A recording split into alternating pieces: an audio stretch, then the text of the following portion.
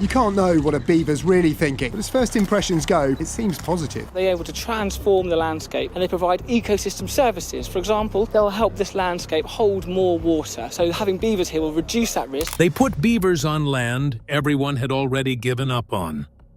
There were no trees, no rivers. It was just cracked earth, wildfire scars, and silence. Scientists had spent millions trying to fix it, but reservoirs collapsed. Artificial dams failed. Irrigation systems dried up. Nothing worked. Today marks something really exciting, which sounds like a small thing, which is 2 pairs of beavers being released, but actually is a big, bold step in reversing the decline of beavers. Then came a decision that sounded almost ridiculous. Release a few beavers into the wasteland and walk away. It gave no guarantees and no backup plan. Just small animals with sharp teeth in a place that looked impossible to save. Weeks passed. Then what happened was insane. Stay tuned as we unravel that decision that led to something unexpected. A landscape written off as dead. Picture the most lifeless place you've ever seen. No trees, no water, no animals, just cracked brown dirt stretching in every direction. The kind of place that makes you think nothing could ever grow here again. The kind of place scientists look at and quietly shake their heads. That was the Methow Valley and the Yakima region in Washington state. And it wasn't always like this. Not even close. These valleys used to be full of rivers running clean and cold, forests thick with pines and aspens, salmon pushing upstream every year in numbers so huge the water looked like it was moving by itself. Then the rains stopped coming the way they used to, and the snowpack in the mountains got thinner every winter. Rivers that used to run year-round dropped to a trickle by summer, and some dried up completely. Just dusty gravel beds where water used to be. And then the wildfires came. Not small fires, not manageable fires, massive, unstoppable walls of flame, tearing through what was left of the forest. By the time the smoke cleared in some areas, nearly 70% of the trees were gone. The soil that was left behind was hard and gray, almost like ash mixed with concrete. And when rain finally did fall, it just ran straight off the surface, because there was nothing left to hold it. No roots, no soft ground, no sponge to soak it up. The rivers got worse after the fires, without trees to shade the water. Temperatures climbed too high for fish to survive. Salmon need cold water to lay their eggs. And when stream temperatures push above 68 degrees Fahrenheit, the eggs just die. The fish stopped coming back. And without the fish, bears and eagles and otters had less reason to stay either. The whole food chain started unraveling like a sweater with one loose thread. Farmers watched their wells drop lower every year, some going completely dry by midsummer. Ranchers had no water for their cattle. Local communities started talking about what it would mean if things kept heading in this direction. And the answer nobody wanted to say out loud was that some of these valleys might not be livable for much longer. Everyone could see the problem. The land was dying and getting drier every single year. But nobody could agree on how to fix it. So the scientists, the engineers, and the government all got together, pulled out their biggest plans and their biggest budgets, and decided they were going to solve this with technology. That decision was about to cost millions of dollars and go absolutely nowhere. Millions spent, but nothing worked. When a landscape starts dying, the first thing humans do is throw money at it. And that's exactly what happened here. Government agencies, conservation groups, and water management teams all came together with serious funding and serious plans, and they were completely convinced that engineering could fix what nature had broken. The most obvious idea was building reservoirs, big concrete structures designed to capture snowmelt and store it through the dry summer months. These projects took years to plan, years to build, and cost anywhere from hundreds of thousands to millions of dollars each. And some of them did hold water for a while, but the land itself had forgotten how to absorb it. The soil was so compacted and depleted that even when water was released, it ran straight off, carving new channels instead of soaking in, and the rivers downstream stayed inconsistent and unstable. Then came the pipes and irrigation systems, massive networks of infrastructure designed to redirect water to the areas that needed it most. Farmers got temporary relief. Certain wetland patches survived a bit longer, but the systems needed constant maintenance. They broke down, they leaked, they needed crews and budgets to keep running. And the moment funding dropped even slightly, whole sections of the network would fail. The most ironic failure of all was the artificial beaver dam program.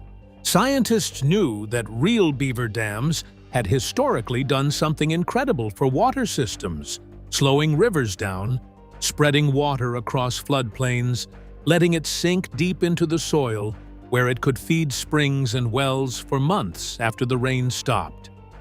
So engineers tried to recreate that effect manually, building wooden structures designed to mimic what a beaver would make.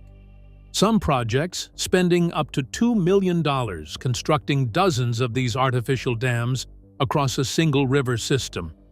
And then the first big storm came through, and the structures just collapsed. The current pushed them aside or flowed around them, all that money sitting in a pile of scattered logs downstream. Researchers started publishing uncomfortable papers admitting that no matter how sophisticated the technology got, it couldn't replicate what a biological system does naturally. The problem wasn't just water. It was the whole relationship between water, soil, plants, and animals. And you couldn't rebuild that relationship with concrete and funding cycles. After decades of effort and tens of millions of dollars spent, the valleys were still dry, still burning, still losing fish every year, and nobody had a new idea, until someone mentioned an animal that had been erased from this landscape almost 2 centuries ago. The animal humans erased. Before Europeans arrived in North America, this continent looked completely different from anything you'd recognize today. The rivers moved slower, the wetlands were enormous, the grasslands stayed green deeper into summer. And the single biggest reason for all of that was an animal most people today only think about as a cartoon character with big teeth: the beaver. Scientists estimate that somewhere between 60 million and 400 million beavers lived across North America before the 1600s, and that number is so large it's almost impossible to picture. These animals weren't just living alongside the water systems of this continent, they were actively building them. Every river, every valley, every floodplain they touched got transformed into something richer and wetter and more alive. A single beaver family can build multiple dams along one stretch of river, and each dam creates a pond behind it. And each pond slows the water down. And slow water does something that fast water never can. It spreads sideways across the land, instead of cutting straight through it. And as it spreads, it sinks deep into the soil, filling underground aquifers that keep springs flowing for months after the last rain. Meadows stay wet. Willows and aspens grow along the banks. Roots hold the soil together, and the whole system becomes more stable and more productive every single year. Then European fur traders arrived, and within a few generations, the entire system got dismantled. Beaver fur was the most valuable material in the global fashion market for almost 2 centuries. European hats made from beaver felt were a status symbol, and the demand was insatiable. Trading companies sent trappers deeper and deeper into the continent, wiping out beaver populations in one watershed after another. By the late 1800s, beavers had been functionally eliminated from most of their historic range. Populations that had numbered in the hundreds of millions were reduced to maybe 100,000 animals across the entire continent. And almost immediately, the water system started failing. Without beaver dams slowing rivers down, water moved faster, wetlands drained, water tables dropped, springs went dry, meadows cracked, and forests became far more vulnerable to fire. Nobody connected the dots at the time. It took ecologists more than a century to understand how much one small animal had been holding everything together. And once they finally did, someone asked the question nobody had thought to ask before. What would happen if we simply brought them back? The crazy experiment no one believed in. The idea sounds simple when you first hear it. Find some beavers, drive them to the dry valleys, let them go, and see what happens. But when researchers first started pitching this plan at conferences and government meetings, the reactions ranged from polite skepticism to outright laughter. Because the conditions in these valleys were brutal, the land had been through decades of drought and catastrophic wildfire. The riverbanks were bare and cracked, the soil was compacted and gray, and the vegetation that beavers depend on most, willows, aspens, cottonwoods, the soft leafy shrubs that line healthy riverbanks, was almost completely gone. Most experts looked at the landscape and said the same thing. There's nothing here for a beaver to eat or build with. You'd be sending them to die. Finding the beavers themselves turned out to be its own strange adventure. The team didn't go looking in wilderness areas or national parks. They went to cities. Because beavers are remarkably adaptable animals, and over the decades since partial population recovery began, some beaver families had quietly moved into urban drainage channels, golf course ponds, and suburban creeks where they quickly became a nuisance, flooding bike paths, chewing through ornamental trees, blocking culverts under roads. Animal control departments across Washington and Oregon had been trapping these urban beavers and euthanizing them for years because nobody knew what else to do with them. The relocation team basically said, "Stop killing them and give them to us instead." So that's how it started. Problem beavers from city drainage ditches loaded into wooden crates, driven hours into the backcountry, and released into landscapes that looked more like the surface of Mars than a healthy river valley. The budget was tiny compared to the million-dollar engineering projects that had already failed. And almost nobody outside a tight circle of ecologists believed it had any real chance of working. A few journalists picked up the story, and the tone was mostly amused. The headline, "Energy was very much, look at these scientists releasing rodents into a wasteland and hoping for a miracle." But then the beavers got to work, and what they built in the first few weeks was so small, so unimpressive, so easy to dismiss, that even the people watching closely almost missed what was quietly happening beneath the surface. Weak little dams that changed everything. The first thing you notice when you watch a beaver build is how unimpressive it looks. No heavy machinery, no concrete, no blueprints, just an animal dragging sticks and clumps of grass and handfuls of mud and weaving them together across a narrow section of stream. The whole structure might be knee-high, something a person could step over without trying. Wildlife cameras captured the beavers working mostly at night, methodical and unhurried, pushing material into place, diving down to pack mud along the base, surfacing, grabbing another branch, going again.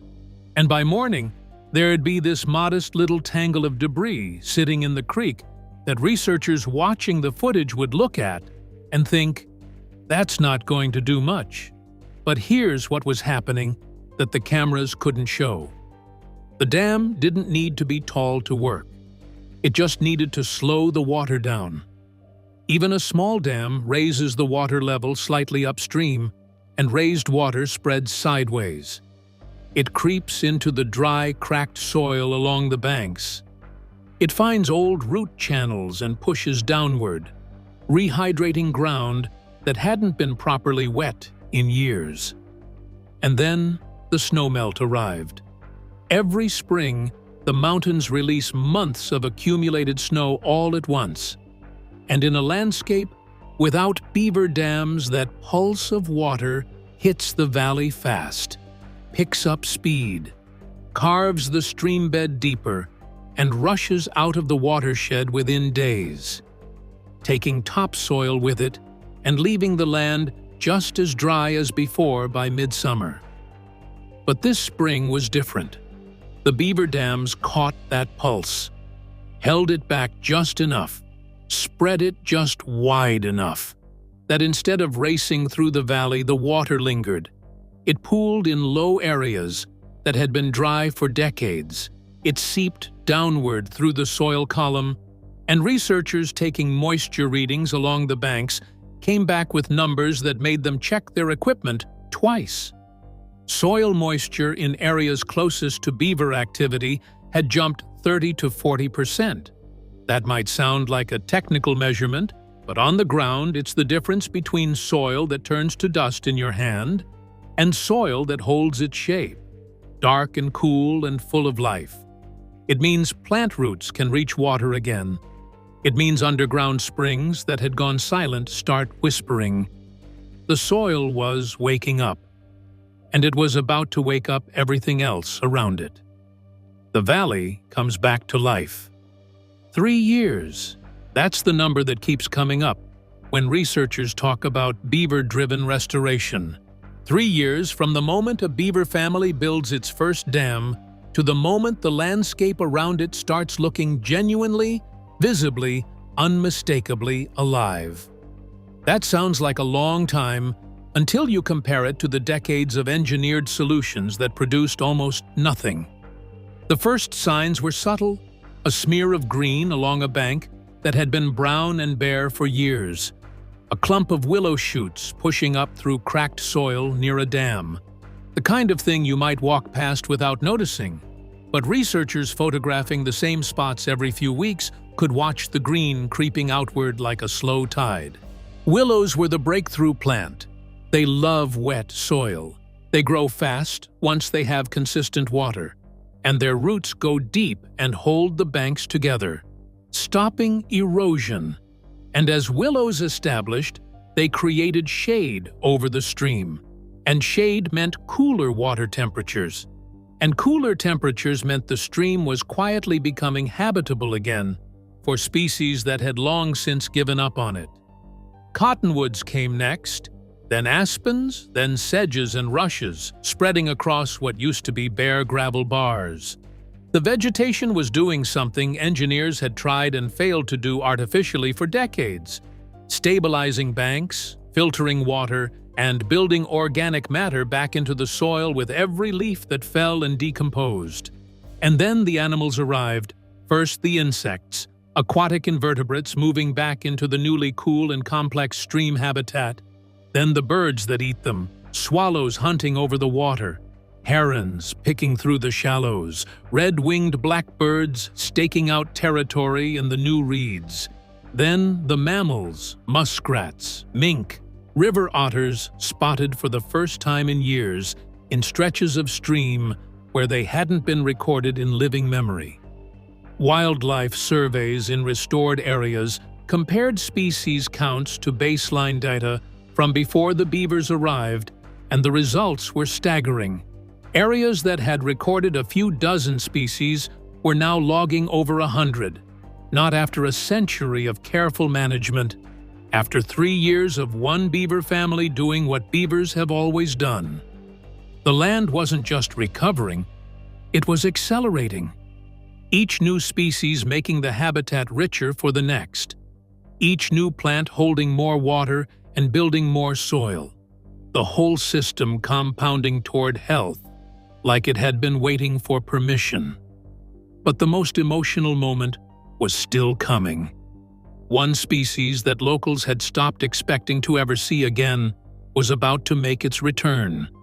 And when it did, it would stop scientists mid-sentence and remind everyone exactly what had been lost. The return of the salmon. There's a temperature number that salmon biologists talk about like a hard deadline: 68 degrees Fahrenheit. That's the threshold, the point at which water becomes too warm for salmon eggs to survive.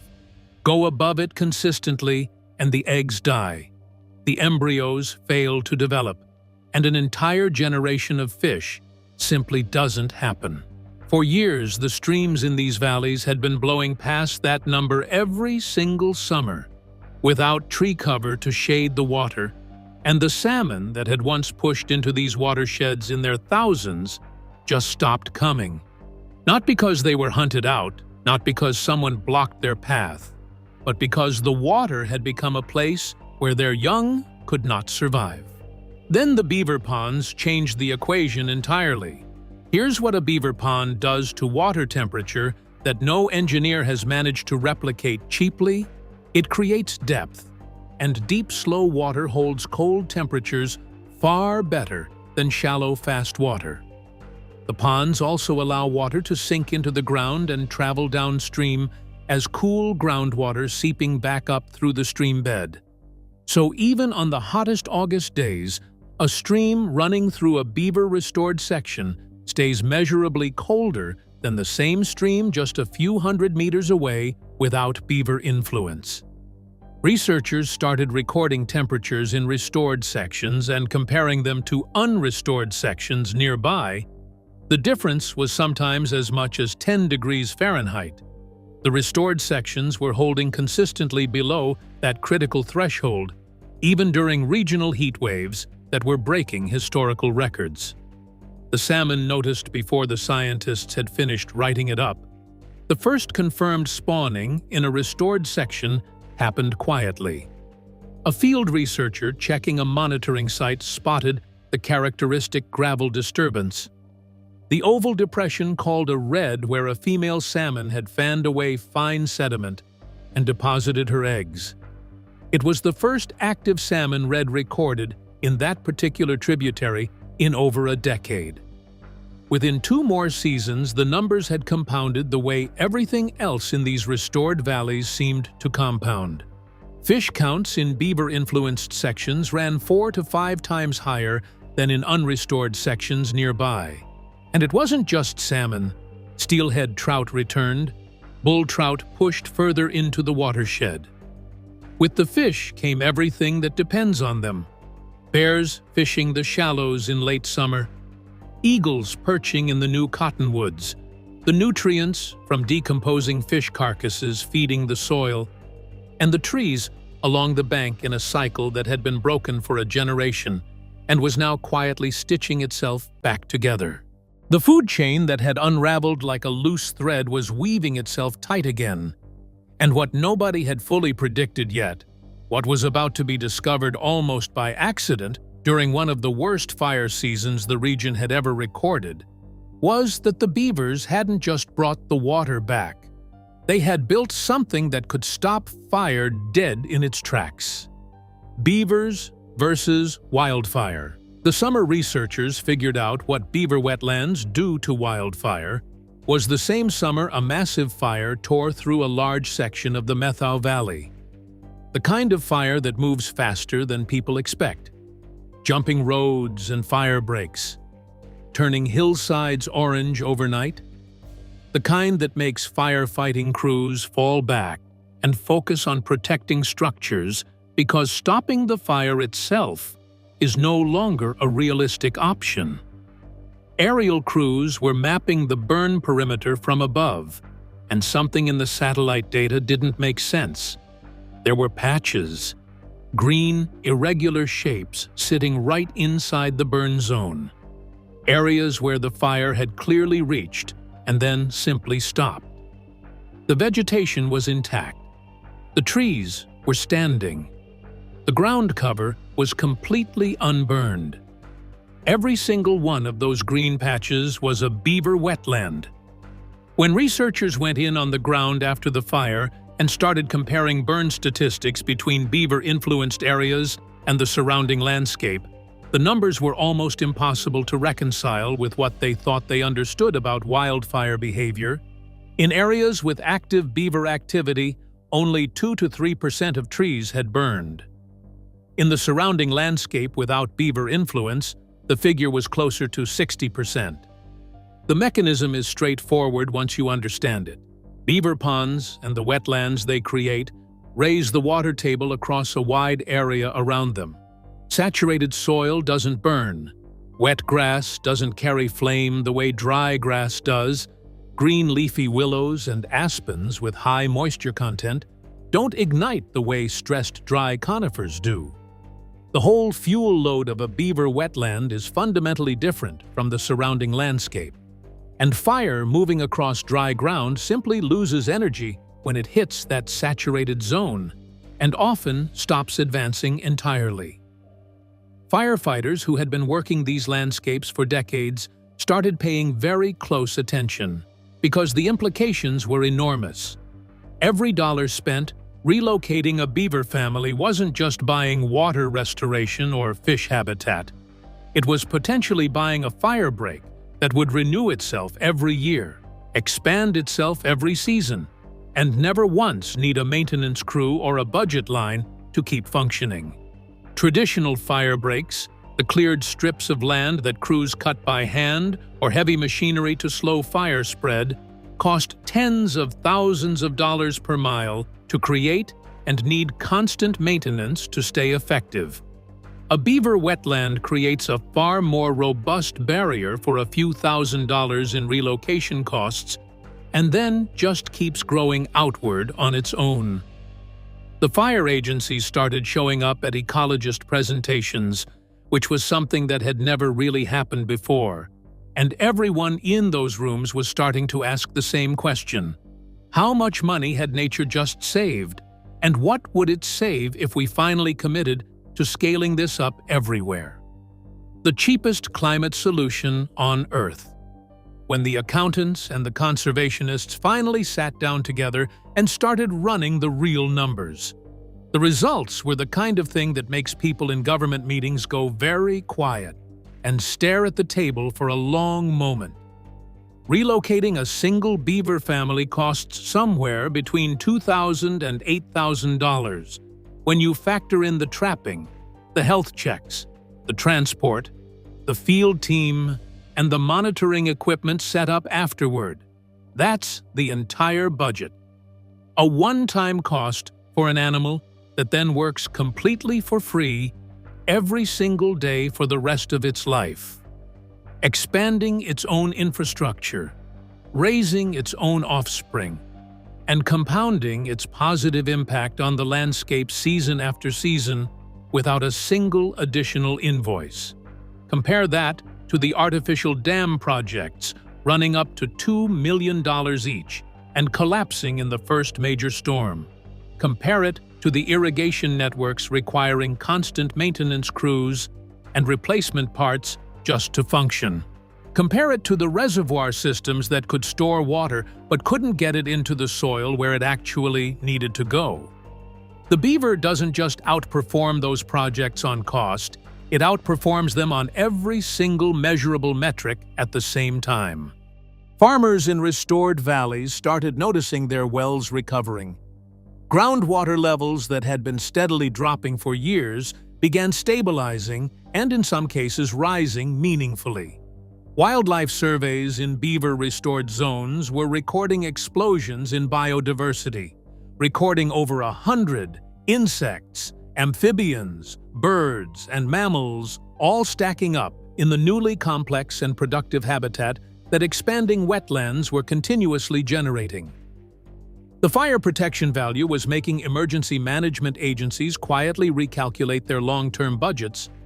A single large wildfire in this region can cost tens of millions of dollars to fight, and hundreds of millions more in property damage, timber loss, and watershed rehabilitation afterward, a network of beaver wetlands scattered strategically across a valley doesn't stop every fire. But the data showed it could dramatically reduce the intensity and spread of fires moving through restored areas. The most expensive part of the entire program, when you look back honestly, was the years humans spent refusing to try it.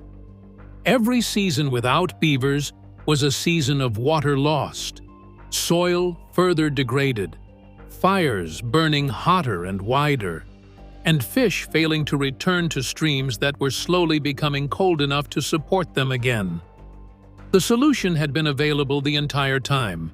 It just didn't come with a price tag impressive enough to make anyone take it seriously at first. But the land was healing fast enough now that even the loudest skeptics had gone quiet, and everyone was finally ready to hear the lesson that this whole unlikely experiment had been building toward. The lesson humans didn't expect. Nobody who stood in the Metho Valley 15 years ago, looking at the cracked gray soil and the empty riverbeds and the burned hillsides stretching in every direction, would have predicted that a 30-kilogram rodent was going to be the thing that turned it all around. Not the engineers, not the hydrologists, not the government agencies with their multi-million-dollar restoration budgets, and honestly, not even most of the ecologists who first proposed the beaver relocation program. They hoped it would work. They had the science to suggest it could. But the scale and the speed of what actually happened exceeded almost every model and every projection anyone had put together before the first beaver was loaded into a crate. Rivers that had run dry for decades were flowing year-round again. Meadows that had been bare cracked hardpan were green and soft and humming with insects by midsummer. Salmon were spawning in tributaries where local elders had quietly given up expecting to see them in their lifetimes, and wildfires moving through the landscape were hitting beaver wetlands and losing their momentum like a wave hitting a breakwater and simply falling apart. All of it driven by an animal doing exactly what its biology had always told it to do. The deeper lesson wasn't really about beavers, it was about the gap between human problem-solving and ecological problem-solving.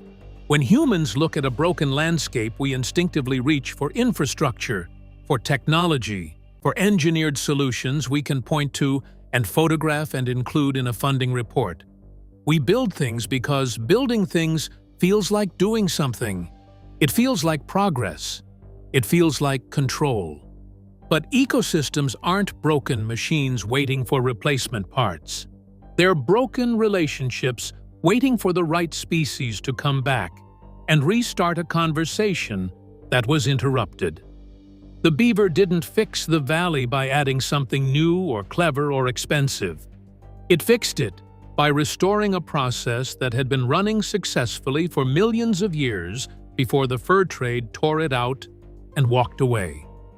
Slow water, wet soil, complex habitat, and time, that's the whole formula. And a 30-kilogram animal with flat teeth and a waterproof coat had been carrying it the entire time. The valleys that started this story, written off as permanently dead, are now being actively studied by restoration teams arriving from 6 continents. The waiting list for beaver relocation programs across North America is longer than the agencies running them can currently service, and the methodology is being adapted for river systems in Europe, Patagonia, and Central Asia. The land came back, and it brought everything with it. Turns out nature didn't need us to fix it. It just needed us to stop pretending we could do it better. If you enjoyed this video, like and subscribe, and also click the next video shown on your screen.